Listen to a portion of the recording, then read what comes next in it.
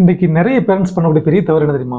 சம்பாதிக்கிறவங்க பேர்ல குழந்தை தனியாக விட்டு அவங்க போயிருந்தாங்க, யார்கிட்ட ஒப்படைச்சிட்டு போயிருந்தாங்க. இதில் முக்கியமாக அப்பாக்கள், நிறைய வீட்டில் அம்மாக்கள் வீட்டில் இருக்கிறாங்க, அப்பாக்கள் வந்து இருக்கிறதே இல்லை. எப்போ கேட்டாலும் பிஸி. இதை சொன்னால் என் குழந்தைக்காகத்தான் நான் சம்பாதிக்கிறேன், அவளுக்காகத்தானே ஓடி ஓடி உடைக்கிறேன். இதுதான் நிறைய அப்பாக்கள் பதிலாக வருது.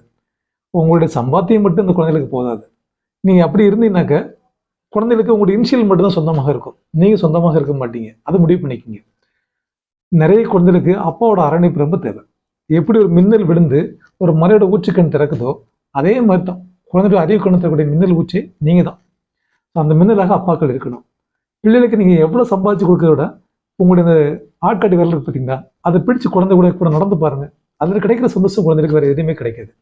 அப்பா கூட வளர்கிற குழந்தைகளுக்கு தான் இந்த சமூகத்தில் எதிர்க்கூடிய நிறைய பிரச்சனைகளை வந்து சமாளிக்கக்கூடிய திறமை இருக்கிறதாக ஆய்வுகள் சொல்லுது.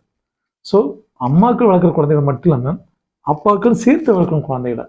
அந்த குழந்தைகள் தான் எதிர்காலத்தில் எல்லா தடைகளையும் தாண்டி பிரகாசிக்கிற குழந்தைகளாக வளர்கிறது. ஸோ அப்பாக்கள் இனியும் பிஸின்னு ஓடாமல் குழந்தைகளுக்கான நேரத்தை கட்டாயம் ஒதுக்கு.